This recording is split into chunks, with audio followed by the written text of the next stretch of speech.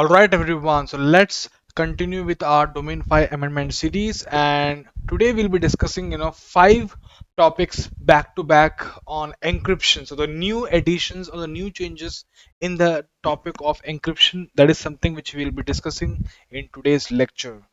So, as you can look, at the screen. So anything which is linked with 5.6, that is linked with the topic of encryption, and that is something which we'll be discussing in today's lecture. The topics are 5.6.5, elliptic curve cryptography 5.6.6, quantum cryptography 5.6.7, important one, homomorphic encryption 5.6.13, which is DNS-SEC, domain name system security extension, and auditing encryption. So these are the five topics which we'll be discussing, right? So first, let's start with the important topic, which is the homomorphic encryption. Very important for the amendments, and you can expect one question from this topic, which is homomorphic encryption. All right, guys. So let's begin with this topic of homomorphic encryption. So what exactly is homomorphic encryption? Homomorphic encryption is next generation encryption. You can call it as next generation encryption. So what happens in this next generation encryption? It is based on it is based on complex mathematical principles. Now, before I deep dive into this topic, okay, I'll give you some background. As we have been discussing the amendments. First, we will discuss the background, and then we will look at the theory content. As which is relevant for the exam. And the way you have listened to the lecture of zero trust architecture, the instructions which I have given to you over there, the same instructions I would like to give everyone over here as well. That forget everything, whatever okay, but very important that you must know the three encryption videos which we have for the old syllabus one thoroughly well, before watching this lecture. So you need to revise, and by the way, let me just spend 1 minute over here. I have seen many people, what they do is that, see, I understand that this topic of domain number 5, it is slightly more technical, and it becomes more difficult for people who are not from IT background. So for these people, I would advise you to pay more time to spend more time on this domain 5. And in case if you get stuck in any of the lecture, something like that, I would advise you to again go through review that video once again. Okay, you should not feel that okay, that there is no importance of rewatching and lectures. No, you can rewatch the lectures, especially in domain number 5 at 2x speed, so as to save your time. And especially for encryption, there are three videos, and I have seen a lot of times that even experienced people, they lack clarity in the encryption concept, especially when we discuss a lot of permutations and combinations. So that topic is very very important, and in case if you're not able to understand, trust me on this, you rewatch that lecture and you will understand that thoroughly well, right? So before watching this amendment series on this encryption, I request everyone to be thoroughly well with those three videos, right? And those are still applicable for the new syllabus as well. In fact, almost all the videos, everything is applicable for the new syllabus. It's just that for the new syllabus there are newly added topics, right? And whatever was there in the old, it is still valid for the new one as well, right? So let's come back again to this topic of homomorphic encryption, right? So what happens here? Okay, now normally if we encrypt a message, it needs to be decrypted by the receiver to modify, maybe like to analyze or alter or do anything. Okay, let me write down over here. So as we have discussed, that there would be a sender, there would be a receiver, And I have also told you that you convert the plain text into the cipher text, right? You encrypt, okay? And if any hacker or even the receiver, for that person the encrypted data, okay, the ciphertext is useless, right? Because decryption is required to understand what exactly the data is talking about. Let's say you are a sender and you want some inputs of the receiver. You want the receiver to analyze some data, to modify some data, to add anything, any of his viewpoints or whatever, right? Now the receiver will have to decrypt it, right? The receiver cannot understand the encrypted data, right? I mean, for the receiver it is useless if the receiver is not able to decrypt that data, right? So this is what we have learned till now. Okay, I hope you are understanding till now. Okay, here also I would like to give you a disclaimer. Okay, listen to the full lecture. Okay, trust me, you will become master of this topic for sure. Okay, now encrypted data on its own is meaningless to the receiver, right? But what if I tell you there is a way to bypass this limitation? What if I tell you to imagine if the receiver could directly manipulate the encrypted data, adding comments or modifications or performing calculations and even making changes, all without ever decrypting it? Doesn't it sounds like a magic, right? This is precisely what we are going to learn in this topic of homomorphic encryption. It's a revolutionary technology that allows computations that allows what? Computations to be performed to be performed directly on encrypted data. The receiver, whether that receiver could be a person, that receiver could be a computer system, okay, it can work on the encrypted data itself. And why do we have to have these kind of solutions?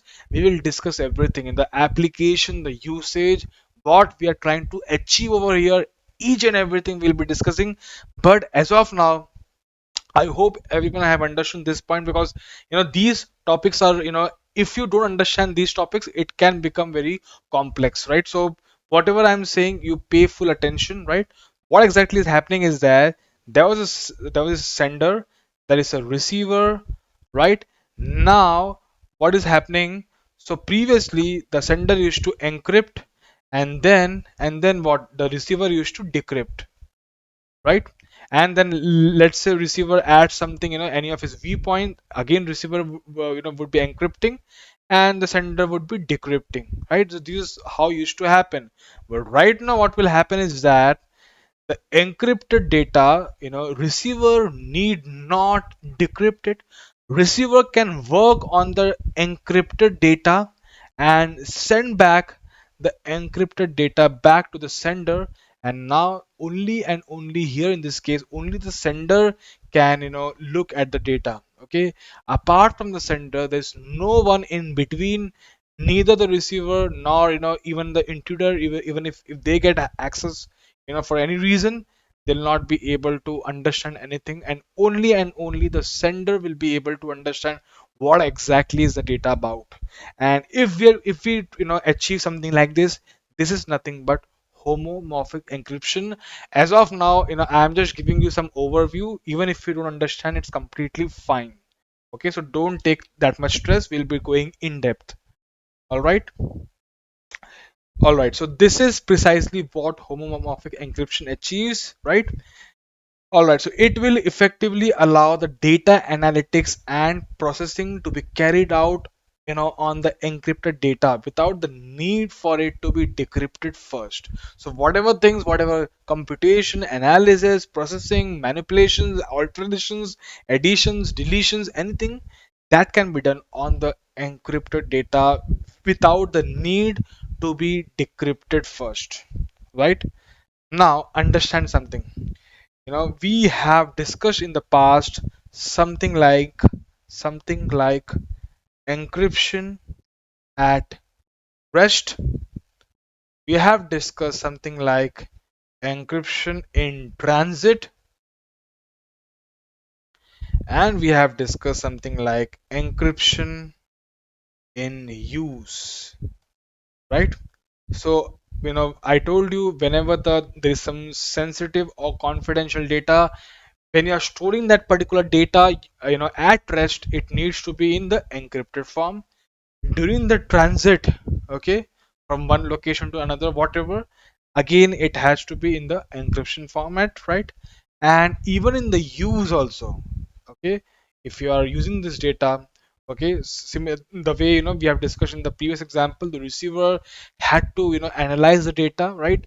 Now can we have full encryption over there? So as of now, before this homomorphic encryption, because homomorphic encryption, was invented in the year 2009.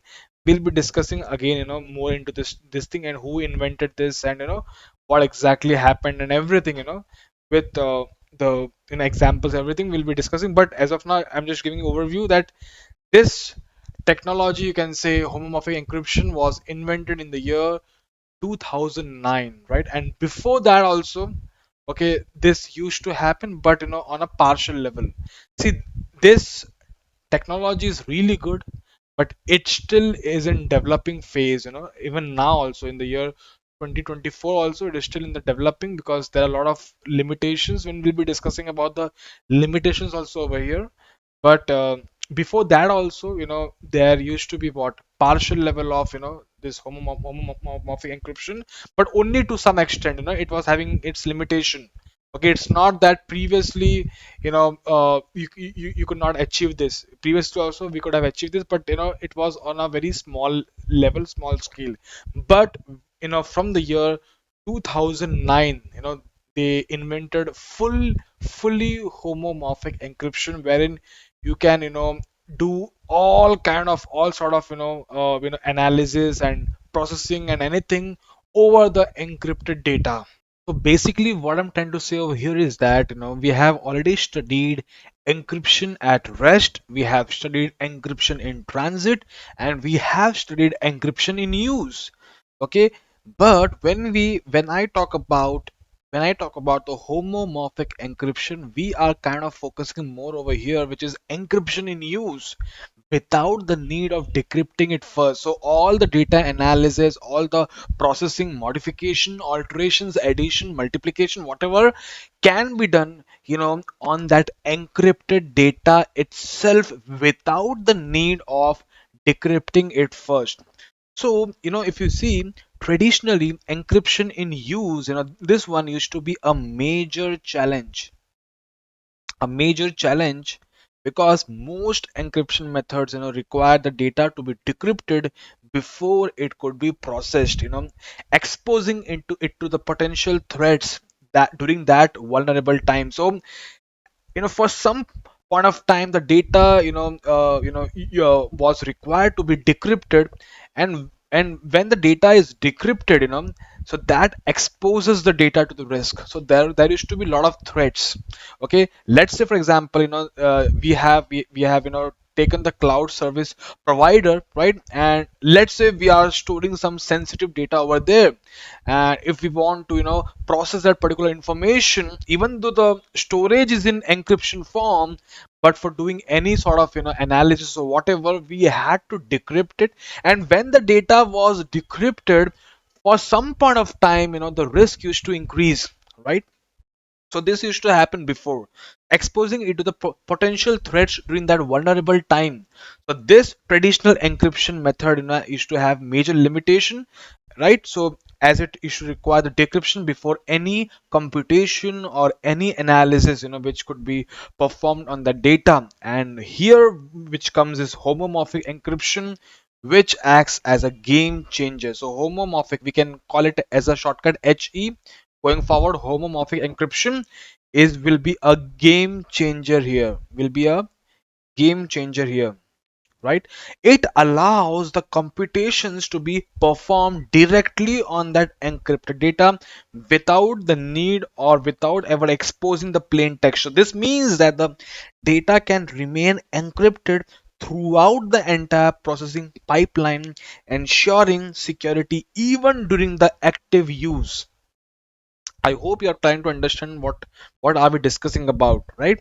And you are getting, more and more idea. Right? So, and understand one thing, homomorphic encryption, it is still in a develop. It's, you can say it's still a developing field, and there is a lot of improvements is required, because we will also discuss about a lot of challenges here, because when I say it was invented in 2009, and if we are learning this amendments in 2024, you can understand why are we learning this very late, because of the lot of challenges, and and because of that, the practical use, or the practical usage of this is still in the developing phase, and it still needs a lot of improvements, right?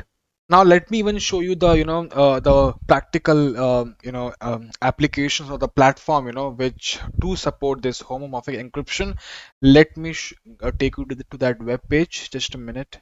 All right, so as you can look into the screen, there is Intel Homomorphic Encryption Toolkit. Now these, there is, I've also opened this one, which is Microsoft Seal. Again, it supports, your homomorphic encryption. But now these are not the applications, but these are, you can say, a platform or a toolkit which is open source and which is available for the developers. So they are not ready-made applications that you and me can use through a web browser, but it is like it's a set of libraries and tools which is there for the developers, which is used by the developers for building the application with the homomorphic encryption. So if they are making some application, if they are making some tools, and if they require, this technology of homomorphic encryption, so they can use these libraries and these tools which are made available, by this Microsoft and this Intel, right? So these are the practical examples. And in fact, even if you see over here, just a minute.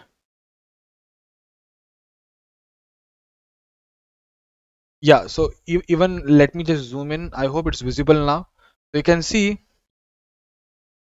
here it is showing trusted zone, right? And encrypt data, you can see encrypt data decrypt result. Again, trusted zone, encrypt data and decrypt result. But when it comes to the cloud part, it is treated as non-trusted. So we will what? We will do computation on the encrypted data itself, right? And these tools, so basically what happens is that the developers integrate their components into their, I mean, these components into their own software projects, right? And like, if you haven't gone to the domain number 3, it's completely fine, because we'll be learning more into that aspect of software development, and you'll understand more about that aspect in domain number 3. And if someone is following my sequence, which is like domain 2, and then I say domain 1, and then 4, then 5 and 3, you might still not understand what I'm trying to say over here. When I say the developers will be integrate these components into their own software projects and everything, but it's completely fine, right? So just a second, I'll also show you here also they have shown a very beautiful diagram, right? So what is to happen in traditional cloud storage, right? Traditional cloud storage and computation, what is to happen was, you can see here, can you see the image of the key over here, right? Right, this key, right? So the data, initially it was unencrypted, right? Then we used our key, and the data got into what? The data became what? Encrypted data. And you can see this arrow mark here over here. Now this arrow mark, okay, it is showing that the data in transit is in what? Is in encrypted form. However, there used to be a requirement to again use the key to decrypt the data, right, for doing any processing. And you can see here there is this red mark. What is this red mark? Shows that here the risk increases, because the data is exposed for some point of time. It's called as vulnerable time, right? Now this used to come, now this arrow mark, right? And here it is again, the data is processed. Now here you can see Azure cloud platform, right? um, Again, what the data is, I mean, after using the key, again the data is encrypted, and again in transit it is in encrypted form, right? And again decryption is required. So decryption was done 2 times, right? This used to happen in traditional cloud storage and computation. But with this Microsoft Seal cloud storage and computation, they have shown, again, very beautiful diagram they have shown in their website. Right here, you can see the data without the need of decrypting, right? So you can see here, once the data is encrypted, now it remains encrypted, not only during the transit, but also during the computation. So you can see here there is no red mark, because here there is no danger, there is no risk, right? And computation is happening, and decryption is happening only at one place, one location, right? So you can see, if you compare these both two diagrams, you will get a very great picture of this concept of homomorphic encryption. It beautifully explains, what exactly is are we talking about, right? Okay, so I hope everyone is getting more and more clarity about this topic. You don't need to worry as such, because honestly, amendments, as I already keep saying this, will just test your basic understanding. So even if the questions come in the exam from these topics, it will be extremely basic ones, right? But why we are discussing some things extra is because to give you a great clarity for these concepts, and then you need not mug up anything. Okay, now let me take you back to the notes. All right, so as we have discussed, this was invented, so this homomorphic encryption, this was invented in the year 2009 by Dr. Craig Gentry.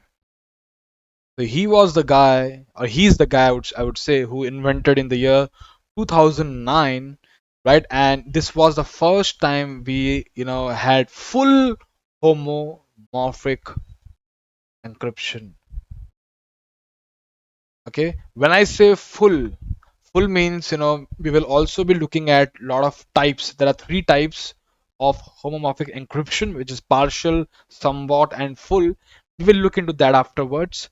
But when you say full means all computation, infinite computations, all permutations, and everything, like all combinations, all types of modification, alteration, analysis, computation, processing, everything, to the full extent can be done, in the encrypted data. So this was invented, in the year 2009. In fact, when this guy, Dr. Craig Gentry, when he was interviewed to ask, what exactly is this homomorphic encryption, and very beautifully he explained, so I'll just like to show you one minute clip of his, he giving the interview. Okay, so here is the video right in front of you. It's called the public key encryption scheme. Then a homomorphic encryption scheme is one where somehow magically this you can think of it as a glove box. So basically anybody can come and they can stick their hands inside the gloves and manipulate what's inside the locked box. They can't pull it out, but they can manipulate it, they can process it. They can take raw materials and produce a necklace or something inside the box. And and then they finish, and then that same person has to come with the secret key and open it up, and only they can extract the finished product out of there. All right, so I hope that you understood what he's trying to say. So very beautifully he told that if you can imagine some kind of a box, right? Now this is a box, and let's say here is a small hole over here, and if we say that we are allowed to put our hands over here, now this box is locked, and you cannot unlock this box, for doing any modification, for doing any processing, for doing any computation. You cannot unlock this box, but you are allowed the third person, the third person or the cloud or whatever, the receiver or any of the system, they are allowed to put their hands inside the box, do some modification, do some alteration, create some altogether new product, everything, without unlocking this box. So they cannot see what exactly is there inside the box, but they can manipulate it, they can modify things, right? And all these things are happening without ever exposing the materials or whatever is there inside the box, right? And only the sender can lock and unlock it. Okay, but when the data is being processed or computed at that particular phase, it is locked. But at the same point of time, modifications and alteration, everything is happening. So very beautifully he explained in just one line what exactly this concept is all about, and I hope that slowly and slowly we are building the concept which is required.